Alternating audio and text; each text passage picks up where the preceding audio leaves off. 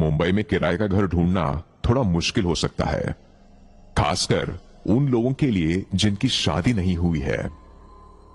Mini की भी यही प्रॉब्लम थी। उसे अपना घर खाली करना था और वो अंधेरी के पास में ही एक 1 BHK ढूंढ रही थी अपने लिए। मिनी एक मॉडल थी। वो काफी दिनों से घर ढूंढ रही थी, पर अभी तक उसे कुछ नहीं मिल रहा था। कितने सारे एजेंट से बात किया, ऑनलाइन ढूंढा, मगर ढंग का घर उसे मिलने से रहा। वो अब काफी फ्रस्ट्रेट हो चुकी थी। एक दिन वो जब ऑडिशन देकर बाहर निकली, वो किसी ऑटो का इंतजार कर ही रही थी, तो गली में उसने देखा कि एक दीवार पर एक फिल्म का पोस्टर लगा हुआ निकलकर गिर रहा था। उसी पोस्टर के पीछे एक पुरानी सी पर्ची चिपकी हुई थी, जिस पर लिखा था, किराए पर घर चाहिए तो कॉल करें। मिनी ने उस नंबर को अपने फोन से कॉल किया।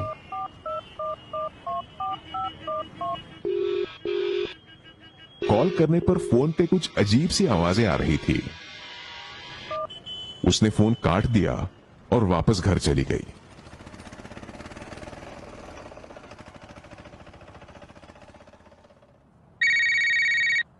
तीन दिन बाद उसे एक कॉल आया।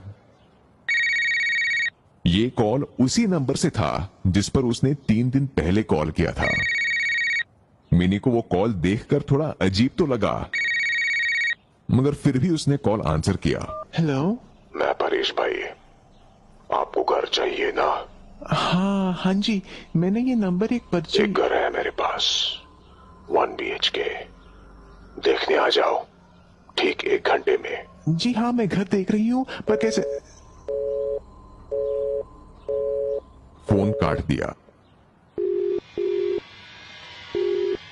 वापस कॉल करने पर फिर से वही अजीब आवाज आने लगी। कोई कॉल नहीं उठाया। तभी उस नंबर से एक SMS आया। वो उस घर का एड्रेस था। मिनी थोड़ा घबरा गई और सोचने लगी कि ऐसे आदमी के बुलाने पर जाना सेफ होगा कि नहीं। लेकिन उसने सोचा, घर ना मिलने से अच्छा है कि एक बार ये रिस्क लेकर भी देखा जाए।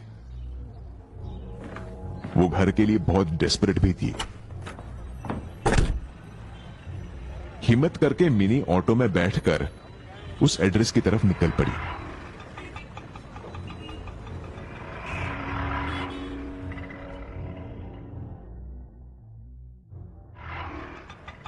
उस एड्रेस पर पहुंची तो उसने देखा कि वो एक इंडिपेंडेंट घर था और समंदर के बगल में ही था। वो बहुत ही सुंदर जगह थी और घर के पीछे की तरफ ही बीच और खुला समंदर।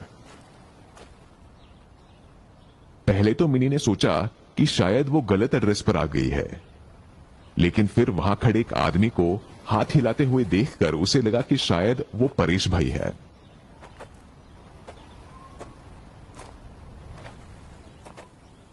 देखने में परेश भाई तो साधारण से 40-50 साल के आदमी थे, मगर पता नहीं क्यों मिनी को उन्हें देखकर कुछ अजीब लगा।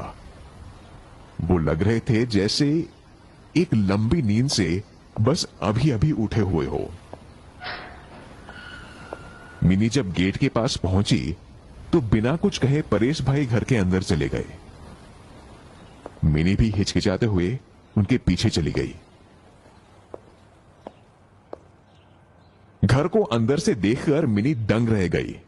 बड़ा सा ड्राइंग रूम जिसमें छोटी सी बालकनी थी, अंदर एक बेडरूम, किचन और एक बढ़िया सा चमचमाता बाथरूम। उस घर में कुछ चीजें पहले से ही थी, सोफा, बेड और कुछ अलमारियां। घर में एक स्टोर रूम भी था जिस पर ताला लगा हुआ था। परेश भाई, घर तो अच्छा है, लेकिन इतनी दिनों से खाली क्यों है? परेश भाई कुछ देर के लिए मिनी को बस लगातार घूरते रहे। मिनी को समझ नहीं आया कि उन्होंने सवाल सुना भी है नहीं। ऐसा लग रहा था कि वो मिनी को नहीं, बल्कि उसके पीछे उस स्टोर रूम के दरवाजे को देख रहे थे। परेश भाई, आप ठीक तो है? खाली क्यों है मतलब? मतलब इतने दिनों से खाली है, जबकि घर काफी अच्छा है। घर खाली कहाँ है? मतलब मतलब मैं हूं ना यहाँ, अब तुम भी हो। घर खाली नहीं है। ओ, अच्छा। लेकिन पानी और लाइट की तो प्रॉब्लम नहीं है ना? घर का कुछ प्रॉब्लम नहीं है, बस एक चीज याद रखना, वो स्टोर रूम मत खोलना, समझी? हर किस नहीं खोलना। वहां जो सामान है मैं अगले हफ्ते शिफ्ट करवा दूंगा। स्टोर रूम क्यों नहीं खोलना?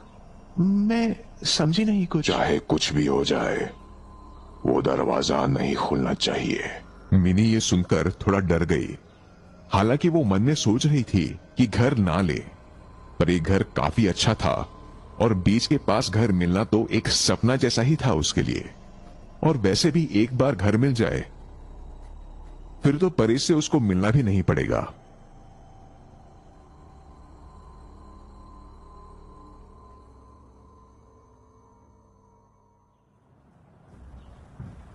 अगले ही दिन सारा पेपर वर्क हो गया और मिनी घर में शिफ्ट भी हो गई। वो काफी खुश थी। घर में शिफ्ट होते ही उसे एक नई सी खुशी और उम्मीद सी लगने लगी। उसे लगने लगा कि अब आगे सब कुछ ठीक होगा। अगले हफ्ते वो स्टोर रूम भी खाली हो जाएगा और जो सामान अभी बाहर पड़ा है वो भी उसमें फिट हो जाएगा। स्टोर रूम से लगा हुआ एक दरवाजा था जिससे एक छोटी सी बालकनी खुलती थी। स्टोर रूम खुलने के बाद वो उस बालकनी को भी अच्छे से सजाने वाली थी। जिस स्टोर रूम की परेश भाई बात कर रहे थे उसका दरवाजा काफी अजीब था, और जब भी मिनी उसको देखती थी तो एक अजीब सी रोशनी जैसे उसके आंखों के सामने आ जाती थी। पता नहीं क्यों जब भी वो उस दरवाजे को देखती उसे खोलने का मन करता, पर फिर उसे परेश भाई की बात याद आती और वो अपने आप को फिर से रोक लेती। मिनी ने संडे रात को अपने घर में एक पार्टी रखने की सोची, अपने नए घर की खुशी में। उसने सोचा कि वो पार्टी के लिए घर को अच्छे से सजाएगी और बालकनी में भी बैठने के लिए कुर्सियां डाल देगी, ताकि जो लोग स्मोकिंग करना चाहे वो बालकनी में कर सके। रूम को सजाते वक्त पता नहीं क्यों उसे आइडिया आया कि क्यों ना वो स्टोर रूम के पीछे वाली बालकनी भी यूज कर ले। उसने सोचा, बस एक ही रात की तो बात है, कल फिर से वापस बाहर लगा दूंगी और अंदर का सामान कुछ भी डिस्टर्ब नहीं होगा। तो मिनी ने तय कर लिया कि वो पीछे वाली बालकनी भी खोल देगी, सिर्फ उस पार्टी की रात के लिए। उस स्टोर रूम का दरवाजा काफी पुराना और लोहे का था। पहले मिनी ने उसे खोलना चाहा, पर वो कुंडी जरा से भी नहीं हिली। वो थोड़ा तेल डालकर कुंडी को खोलने लगी तो एक तेज सी पतली आवाज के साथ वो कुंडी खुलनी शुरू हो गई। कुंडी खुलते ही अंदर से कुछ आवाज सी उसे आ रही थी। मिनी स्टोर रूम के अंदर चली गई। अंदर काफी सामान पड़ा हुआ था और थोड़ी धूल भी थी। स्टोर रूम में अंधेरा था, पर एक रोशनदार होने की वजह से अंदर थोड़ी रोशनी थी। कुछ टूटी कुर्सियां, कुछ बक्से और भी काफी सामान वहां पड़ा हुआ था। अंदर आते ही मिनी को अपने कानों में थोड़ी सरसराहट महसूस हुई, जैसे कोई कानों में कुछ कह रहा हो। मिनी ने इधर उधर देखा, पर वहां कोई नहीं था। वो थोड़ा आगे बढ़ी और उसने जो देखा वो देखकर वो जैसे खड़ी की खड़ी रह गई। दीवार पर एक फोटो लगी हुई थी जिस पर एक पुरानी फूलों की माला टंगी हुई थी, और वो तस्वीर थी परेश भाई की। फोटो के नीचे लिखा था, परेश दोदिया 1955 to 1995। मतलब परेश भाई की मौत 1995 में हुई थी। पहले तो वो एकदम डर गई। उसने फोटो को ध्यान से देखा वो फोटो परेश भाई का ही था और वो अब डर के मारे कांप रही थी। वो जैसे ही कमरे के बाहर जाने लगी तभी जोर से दरवाजा बंद हो गया। अब स्टोर रूम में थोड़ा अंधेरा हो गया था, पर पता नहीं कैसे एक हल्की सी लाल रोशनी उस स्टोर रूम में फैल गई। अचानक मिनी के सामने जो हुआ उसे देखकर उसके होश उड़ गए। उस लाल लाइट में हल्का सा धुआं हवा में रुक गया और फिर धीरे धीरे एक शरीर का रूप लेने लगा। उसने देखा वो परेश भाई का चेहरा था, पर पूरी तरह से कटा पिटा और कागज जैसा सफेद। पूरे चेहरे पर जैसे चाकू के घाव थे। मिनी अब सिर से पैर तक पसीने में डूब चुकी थी। वो डरते हुए बोली, परेश भाई, अब तो तुम सुनती क्यों नहीं हो? तुमको मना किया था ना स्टोर रूम का दरवाजा खोलने। परेश भाई ने अपने हाथ से इशारा किया और जब मिनी ने उस तरफ देखा तो वहां 5 कंकाल रखे हुए थे। कौन है ये लोग? सॉरी, मैं चली जाऊंगी। इन बेचारों ने भी स्टोर रूम खोला था। तुम्हें दरवाजा खोलना नहीं चाहिए था। अब तुम भी हमेशा के लिए इस कमरे में कैद रहोगी। ऐसा कहते ही परेश भाई गायब हो गए। कमरे के दरवाजे खिड़कियां भी गायब हो गए। पूरा अंधेरा छा गया। मिनी चीखती चिल्लाती रही, मगर कोई सुनने वाला नहीं था। बस हाथों से ढूंढती रही कि कोई दरवाजा या खिड़की मिले, मगर उसके हाथ लग रहे थे तो बस उस कमरे की दीवारें।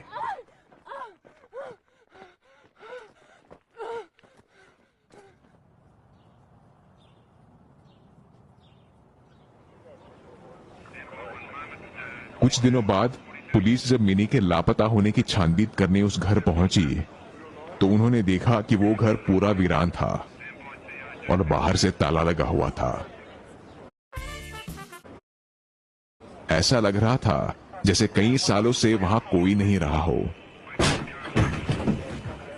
ताला तोड़कर अंदर देखा तो घर में उन्हें मिनी का सभी सामान पड़ा हुआ मिला। उस स्टोर रूम का दरवाजा खुला था। अंदर जाने पर उन्होंने देखा कि सभी दीवारों पर खून और खरोचने के निशान थे और कमरे के बीच में पड़ा था मिनी का मुर्दा शरीर।